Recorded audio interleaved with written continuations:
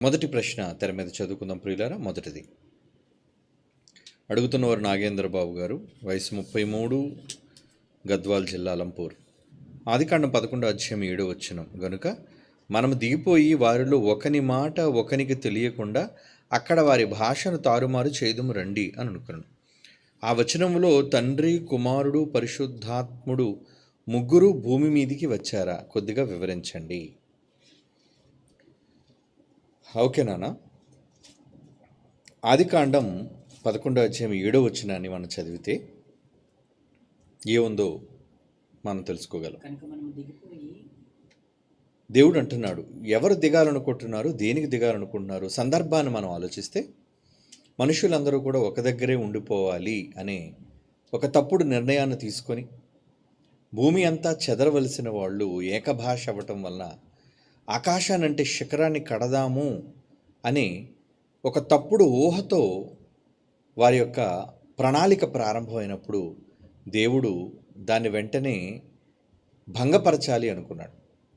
అలా భంగపరచాలి అనుకున్న సమయంలో వారందరినీ కూడా భూమి అందంతటా చెదరగొట్టాలి అని దేవుడు అనాదిగా చేసిన సంకల్పం. ఎందుకంటే ఆదికాండం 1 మనుషులను ఆశీర్వదించినప్పుడు ఆయన ఏమని పలికాడు అంటే, మీరు ఫలించి అభివృద్ధి పొంది విస్తరించి భూమిని నిండించండి అన్నాడు.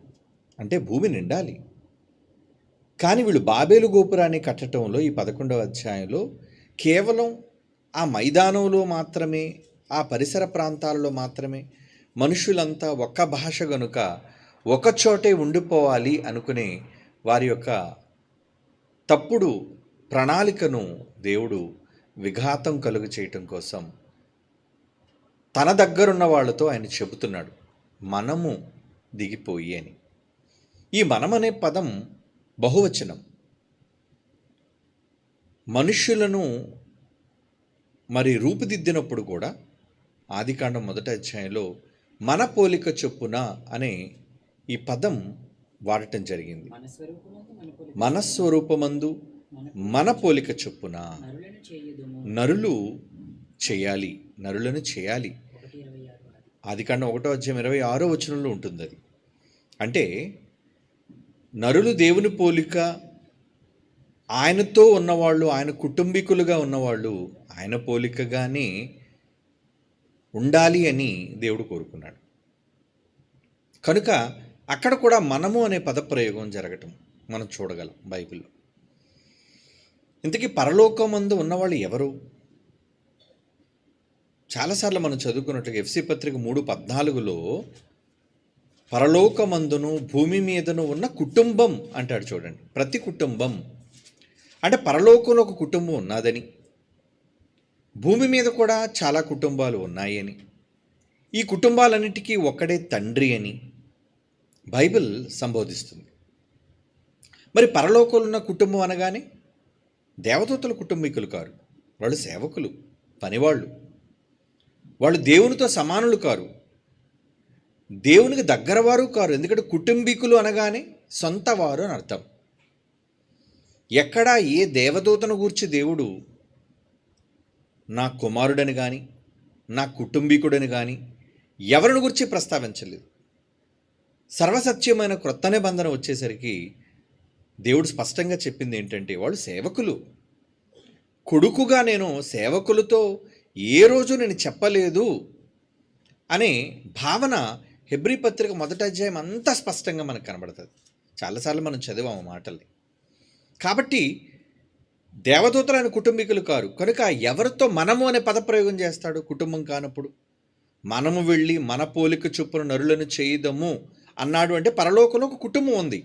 ఆ కుటుంబం ఎవరు? ఆయన కుమారులు. తండ్రి గాక ఇద్దరున్నారు. ఒకటి కుమారుడైన దేవుడు, 2 పరిశుద్ధాత్మ దేవుడు. అంటే వీళ్ళు ముగ్గురు దేవుని కుటుంబంగా, పరలోకమందు కుటుంబంగా వీళ్ళు అక్కడ ఉంటున్నారు. కనుక ఏ పని చేయాలి అన్నా తండ్రి ఎప్పుడు కూడా కుమారులకు పాలు కల్పించాడు. మనము నేనే చేస్తాను అనలేదు, మనము మనము అంటున్నాడు చూడండి అక్కడ. ఇక ఈ హెబ్రీ పత్రికలో కుమారుడుగా దేవదూతలు చెప్పనప్పుడు, కుమారులుగా తన కుటుంబం గూర్చి ఆయన ప్రస్తావిస్తున్నప్పుడు, ఆదికాండం 11వ అధ్యాయంలో మనము దిగిపోయి అంటున్నాడు చూడండి. ఆ పదం మనం ఒకసారి చూద్దాం మరలా. హెబ్రీ పత్రిక క్షమించండి, ఆదికాండం 11వ అధ్యాయంలో 7వ వచనంలో మనము దిగిపోయి అంటున్నాడు. అంటే దేవుడు కూడా దిగాడా? నరునికి రూపాన్ని ఇచ్చినప్పుడే ఆయన దిగినట్లుగా మనం చాలా స్పష్టంగా చెబుతున్నాం. 5వ వచనంలో ఏముంది చూడండి ఒకసారి. హెబ్రీ పత్రిక క్షమించండి ఆదికాండం 11వ అధ్యాయం 5వ వచనం, యెహోవా నరుల కుమారులు అంటే నరుల గర్భాన పుట్టిన పిల్లలు కట్టిన ఈ పట్టణం చూసి ఆ గోపురం, బాబెల్ అనే గోపురాన్ని చూడ దిగి వచ్చెను. ఎవరు దిగి వచ్చారట? యెహోవా అని స్పష్టంగా ఉంది చూడండి. కనుక ఆయన దిగి వస్తాడా? వస్తాడు, వచ్చాడు. ఇదే ఈ 2026 మనం పెట్టిన టైటిల్ యొక్క ముఖ్యోద్దేశం. స్వర్గం విడిచిన ప్రేమ అన్నాం. స్వర్గాన్ని విడిచింది అంటే దేవుడిది ప్రేమ స్వరూపమైతే, ఆ తండ్రి రూపంలోనే కుమారుడు ఉంటే, ఆ కుమారుడు రూపంలోనే పరిశుద్ధాత్ముడు ఉంటే, ఈ ముగ్గురు కూడా కుటుంబంగా పరలోకంలో ఉంటే వారు ముగ్గురుగాను వచ్చారు. ఒకరి వెంబడి ఒకరు కూడా భూమి మీదికి స్వర్గాన్ని విడిచి వచ్చారు. కనుక పరలోకపు తండ్రి విడిచాడా? స్వర్గాన్ని విడిచాడు. అంతేగాని తిమోతికి రాసిన పత్రికలోని సమీపింపరాని తేజస్సులో ఆయన మాత్రమే వసించుచున్నాడు, ఈ వాక్య భావాలు తెలియకుండా ఆయన దగ్గరికి ఎవరు వెళ్ళలేరని, సమీపింపరాని తేజస్సులో ఆయన మాత్రమే ఉంటాడు అని మరి ఎన్ని చెబుతున్నప్పుడు దేవదూతలు ఆయన సింహాసనం చుట్టూ ఎందుకున్నాయి? 24 పెద్దలు ఆయన సింహాసనం చుట్టూ ఎందుకున్నారు? ఏమండి? సమీపింపరాని తేజస్సు అంటే మరి దేవుడు ఒక్కడే కదా ఉండాలి. ఆయన చుట్టూ సింహాసనాలు ఏంటి? వాళ్ళు కిరీటాలు పెట్టుకోవడం ఏంటి? ఆయన ఆజ్ఞ అనగానే దేవదూతలు మేము ఉన్నాము అని పలకడం ఏంటి? అంటే సమీపంలో ఉన్నారనా లేరనా? మరి ఆ వాక్య భావం ఏంటనేది తర్వాత ప్రశ్న. ఎందుకంటే మనం చాలాసార్లు నేను ఎక్స్ప్లెయిన్ చేశాను దాన్ని. కనుక వాక్య భావాలను తెలియక అపార్థం చేసుకునేవాళ్ళు ఎలా పడితే వాళ్ళు అర్థం చేసుకొని దేవుడు దిగలేదని, దేవుడు రాలేదని, అసలు దేవుడు తండ్రే కాదనే పరిస్థితికి ఈరోజు ఈ క్రైస్తవ లోకం దిగజారిపోయింది అంటే ఆలోచించండి. తండ్రిని తండ్రిగా ఒప్పుకోలేని వాళ్ళు, ఆ తండ్రికి పుట్టిన కుమారుణ్ణి క్రీస్తు వారిని కుమారుడిగా అంగీకరించలేని వాళ్ళు, ఒకవేళ ఆయన కుమారుడు కాకపోతే దేవుడు కూడా యేసుక్రీస్తు వారిని తనతో పాటు సమాన దైవంగా భూమి మీదకి పరిచయం చేసి ఉండేవాడు. కొడుకు అనే సంబోధన ఎందుకు చేయాలి చెప్పండి? ఆయన నా కొడుకు, నా కొడుకును పంపిస్తున్నాను, నా కొడుకును మీరు గౌరవించాలి, కొడుకుగానే ఎందుకు వర్ణించాలి చెప్పండి? అంటే దేవుడు ఆ మాత్రం జ్ఞానం లేని వ్యక్తిగా ఉన్నాడా? ఏమండి? కుమారుడనే సంబోధన ఎందుకు ఆయన చేయాలి? కొడుకుగా అనే సంబంధాన్ని ఎందుకు, తనను తండ్రిగా ఎందుకు చెప్పుకోవాలి? ఒక కొడుకుగా ఆయన ఎందుకు చూపించాలి? పోను మనలో కుమారులు అన్నారంటే ఓకే, ఆదామును గర్భాన్ని పుట్టిన వాళ్ళం కాబట్టి మనంతా కొడుకులండి, కొడుకులుగా కుమారులుగా మనల్ని సంబోధించాడు, సరే భూమి మీద అనుకుందాం. ఏంటి వాళ్ళ భావనలో. మరి మనల్ని కూడా కొడుకులని ఎలా అన్నాడో, యేసుక్రీస్తు వారు తండ్రి దగ్గర నుంచే భూమి మీదకి ఆయన దిగి వచ్చినప్పుడు ఆయనకెందుకు కుమారుడిని సంబోధించాడు? పరిశుద్ధాత్మ దేవుడు ఆయన వెనువెంట వచ్చిన ఆయన్ను కూడా కుమారుని ఆత్మగా ఎందుకు సంబోధించాడు? ఆయన కూడా కొడుకనే చెప్పాడు, ఆయన కూడా తండ్రి అనే పిలుస్తున్నాడు. అంటే ఈ వాక్య భావాలను ఎరుగక పొరపడే లోకం. అందుకే మీరు వాక్యమును కానీ వాక్యముని మాటలోని శక్తిని కానీ ఎరుగక పొరపడుచున్నారు అన్నాడు దేవుడు. యేసుప్రభు వారు ఆ పదప్రయోగం చేశారు. లేఖనముల శక్తి మీకు అర్థం కావటం లేదు, చదివి కూడా మీరు అర్థం చేసుకోలేకపోతున్నారు. యేసుక్రీస్తు వారు భూమి మీదకి వచ్చినప్పుడు ఒక దైవంగానే ఆయన పరిచయం చేయాలి, దేవునితో సమాన దైవంగా. కుమారుడనే సంబోధన లేకుండా రానియకుండా, ఏమండి, తండ్రి ఎలాగ కుమారుడుగా దైవంగా ఉన్నాడు, యేసుప్రభు వారు కూడా మరొక దైవాన్ని మీ దగ్గరికి నేను పంపుతున్నాను అని చెప్పాలి. కానీ నా కుమారుడుగాని మేము పంపుతున్నానని తండ్రి ఎందుకు చెప్పాలి? నేను నా తండ్రి కంటే గొప్పవాడిని కాను అని చెప్పి భూమి మీదకి వచ్చిన యేసుప్రభు వారు తండ్రి అయిన దేవుణ్ణి తండ్రిగానే ఎందుకు పిలవాలి? నా తండ్రి నా తండ్రి నా తండ్రి అని భూమి మీద ఉన్నంతకాలం ఎందుకు ఆయన తండ్రిగానే సంబోధించాలి? ఆయనేమో ఈయన కొడుకు అంటున్నాడు, ఈయనేమో ఆయన తండ్రి అంటున్నాడు. కనుక యేసుప్రభు వారు కుమారుడు అంటే 100% కుమారుడే. అది క్రైస్తవ సమాజంలో కొంత భాగానికి అర్థం కావటం లేదు.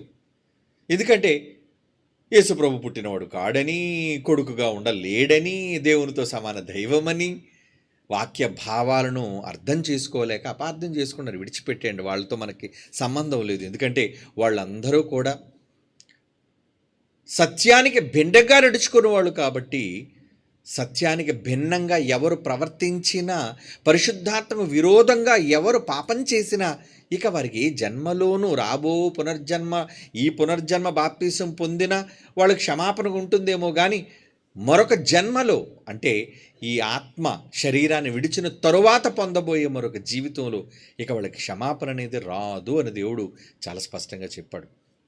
కాబట్టి పరలోకమందున్న కుటుంబం ఒక తండ్రి, 2 కుమారుల కుటుంబం అది. కనుక ఆ కుటుంబం ఒక తండ్రిగా తన కొడుకులతో చెప్పాడు, నాయన మనం వెళదాం పదండి, నరులను చేద్దాం పదండి. ఒక ప్రకృతిని చేసినప్పుడు తన కుమారుల వెంట పెట్టుకున్నాడు, నరుని నిర్మాణం అప్పుడు తన కుమారుల వెంట పెట్టుకున్నాడు, చివరకు నరులను చేసిన దానిని చూడటానికి వచ్చినప్పుడు కూడా అదే 11వ అధ్యాయం ఆదికాండం 5వ వచనంలో మనం చదువుతున్నాం. ఏమని? యెహోవా నరుల కుమారులు కట్టిన పట్టణములను, ఆ గోపురాన్ని చూడ దిగి వచ్చెను. ఎవడు ఆకాశ మహాకాశాలు పట్టలేని దేవుడు దిగి వస్తాడా, దిగి రాగలడా అంటే ఆయన తలుచుకుంటే దైవం కాబట్టి ఆయన దిగి రాగలడు. యేసుక్రీస్తు వారు తండ్రితో సమానుడుగా ఒక మహాశక్తి స్వరూపిగా ఆయన ఉన్నప్పుడు ఆయన దిగి రాలేదా ఈ లోకానికి? ఈ లోకంలో ఆయన కూడా మనలా దిగి రాగలిగాడు అంటే ఆత్మలు దిగి రాగలవు. దేవదూతలు దిగి రాలేదా చెప్పండి? శక్తి కలిగిన ఆత్మలే దిగి వచ్చాయి. దేవుడు దిగి వచ్చాడు, కుమారుడు దిగి వచ్చాడు, పరిశుద్ధాత్మ దేవుడు దిగి వచ్చాడు. కాబట్టి మనము అనే పదప్రయోగం ఇక్కడ ప్రారంభం నుంచి మనం చూస్తే కుమారులను ఎప్పుడూ తండ్రి వెంటబెట్టుకొని వెళుతున్నట్లుగానే మనకు కనబడుతుంది. ఆయన చేసే ప్రతి ప్రధానమైన పనిలో, ఆయన సంకల్పంలో ప్రతి దానిలోనూ తన పిల్లలకు భాగాన్ని ఇస్తున్నాడు.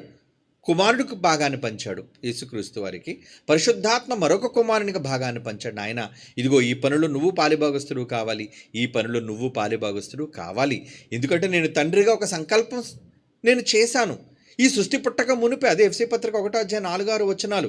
ఆ వచనాల్లో కుమారులనుగా నేను స్వీకరిస్తున్నాను మనుషులందరినీ. యేసుక్రీస్తు ద్వారా నీ ద్వారా రావాలి, అలాగే పరిశుద్ధాత్మ దేవుని ద్వారా నా దగ్గరకు రావాలి. వాళ్ళు దత్తపుత్రులుగా మారాలి నాకు. వాళ్ళు యేసు ద్వారా రక్షణ పొంది కుమారులైతే పరిశుద్ధాత్మ ఆత్మచేత ముద్రింపబడిన కుమారులుగా, అంటే మీ ఇద్దరి ద్వారా వారందరినీ కూడా నేను పుత్రులుగా స్వీకరించాలి అనుకుంటున్నాను అనేది ఎప్పుడో దేవుడు అనాది సంకల్పం. మరి ఆ సంకల్పానుసారంగా యేసుక్రీస్తు వారికి పరిశుద్ధాత్మునికి తండ్రి పాలుని కల్పించాడు అన్నిట్లో, ఆయన చేసే ప్రతి పనుల్లోనూ. కాబట్టి ఇక్కడ కూడా ఏమన్నాడు, రండి అయినా మనం వెళదాం రండి. అక్కడ ప్రత్యక్షంగా తండ్రి అయిన దేవుడు, కుమారులైన దేవుడు, పరిశుద్ధాత్ముడైన దేవుడు ముగ్గురు దిగి వచ్చారు అని రాయకపోయినా మనము అనే సంబోధన జరిగింది. అంటే మనము దిగిపోయి ముందు యెహోవా చూడాలి అనుకున్నాడు. మనము అంటాడు, రండి మీరు నాతో రండి, వెళ్ళి చూద్దాం ఒకసారి భూమి మీద ఉన్న మనుషులు ఎలా కట్టారు, వాళ్ళకి మనం ఇచ్చిన తెలివితేటలను వాళ్ళు ఏ విధంగా ఉపయోగించుకున్నారు చూద్దాం రండి. అది దేవుడు మహాలోకాల ఆవల ఉండి చూడటం వేరు, తానుగా భూమి మీదకి వచ్చి చూడటం వేరు.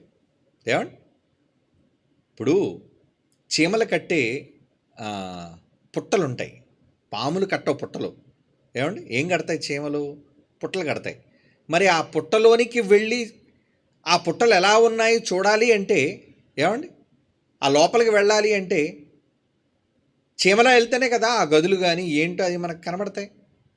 అంటే అది చూడటానికి అనుగుణంగా మార్చుకోవాలి.